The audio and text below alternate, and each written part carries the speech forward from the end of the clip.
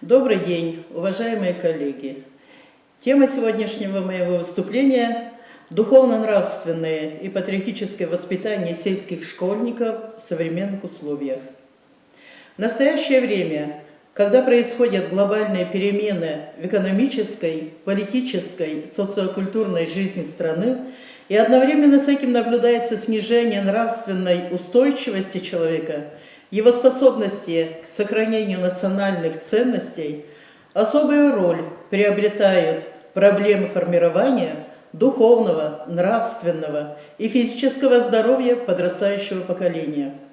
Воспитание нового типа граждан, истинных патриотов, самостоятельно мыслящих, активно действующих, обладающих интеллектуальным потенциалом и нравственными принципами. В нашей школе разработана программа духовно-нравственного гражданско-патриотического воспитания, и программа носит название «Открытые сердца». Реализуя данную программу, мы воспитываем в наших детях любовь и преданность своему Отечеству, гордость за принадлежность к великому народу, готовим к достойному и самоотверженному служению обществу и государству. Образование, воспитание – ключевые позиции, от которых зависит будущее как конкретного человека, так и целого поколения. Во все времена все народы уделяли именно этим сферам особое внимание. От того, что положено в основу этих процессов, зависит не только успешность конкретной педагогической деятельности, но и успешность, благосостояние и нравственность целых государств. В основе педагогической деятельности должно быть духовно-нравственное образование и воспитание. При этом важно, чтобы смысл этих понятий не искажался. Пробуждение в душах детей духовности – это не просто знакомство их с поэзией, живописью или другими видами искусства. Мы учим детей жить духовно, когда объясняем им, как исполнить нравственные нормы, данные Богом, почему и как они должны почитать родителей, удерживаться от лжи, отказываться от своей выгоды в пользу ближнего. То есть как работать над собой, чтобы стать лучше, добрее, совершеннее. Науки, изощряющие ум, без веры и без нравственности не составят благоденствия народного. Одно обучение наукам не есть воспитание, и даже вредно без возделывания нравственности. Наша программа, она состоит из нескольких направлений. Я назову лишь некоторые направления, и которые подтверждены, опять же, программами. Итак, первое направление – это ученик и его духовность и нравственность. Мы реализуем как раз программу духовно-нравственного воспитания «Открытые сердца». Второе направление – ученик – это патриот и гражданин. В данном направлении мы работаем над реализацией программы «Военно-патриотическое воспитание учащихся» и над программой «Достойно служить Отечеству». Следующее направление – это ученик и его отношение к природе.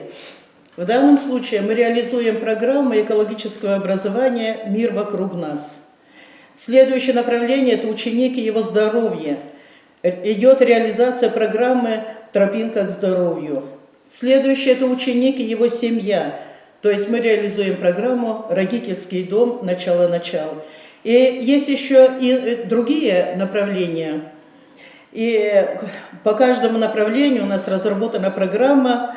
В рамках каждой программы мы реализуем очень много мероприятий и стараемся именно воспитывать в детях самые основные и главные качества – это патриотизм, это духовность, нравственность. И все эти направления очень нужны и очень важны. Итак, остановлюсь на конкретно на программе духовно-нравственного и гражданско-патриотического воспитания школьников. В рамках этой программы мы проводим очень большую работу с нашими учащимися. И конкретно хочу привести только один пример, который касается как раз сейчас. Вы все знаете, что у нас приближаются международные рождественские чтения, которые посвящены теме Александр Невский, Запад и Восток, историческая память народа. То есть все вот эти чтения, они посвящены 800-летию со дня рождения князя Александра Невского.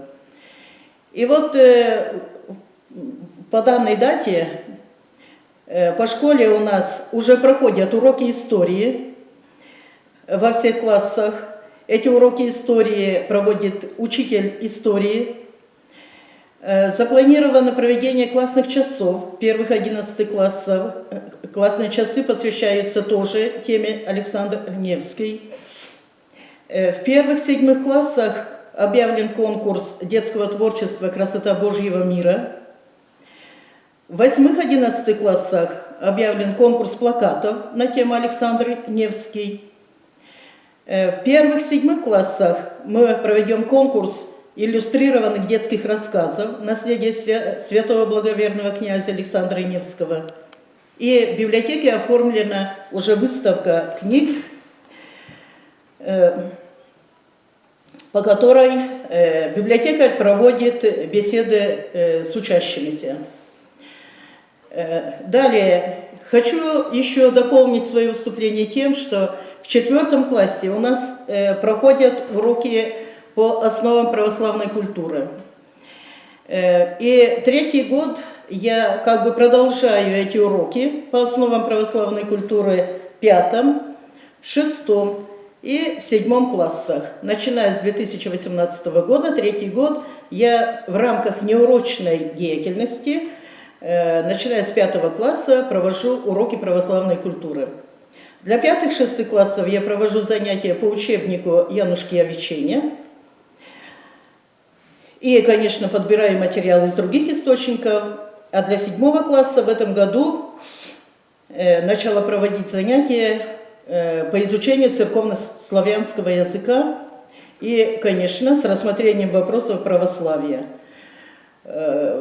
Только приведу пример. Например, когда знакомились с буквой «Веди», дети были ознакомлены с таким христианским праздником, как введение во храм Пресвятой Богородицы, с Вознесением, с днем, значит, воздвижения животворящего креста Господня. И от этих уроков дети получают, я считаю, что они получают все-таки очень большую пользу. Они узнают, что именно через церковнославянский язык пролегает путь к великим духовным сокровищам, созданным в лоне Святой Православной Церкви. Через слово, потому что это слово – это ключ к духовному богатству. Слова несут ученику знания обо всех основных священнодействиях и важных сторонах жизни Церкви. И я надеюсь, что церковный и славянский язык, эти уроки православия, изучение этого языка, они помогут нашим детям обрести стремление к духовному обогащению, развитию, стремление быть настоящими гражданами своего Отечества, настоящими патриотами нашего Отечества, нашей любимой России. Спасибо за внимание.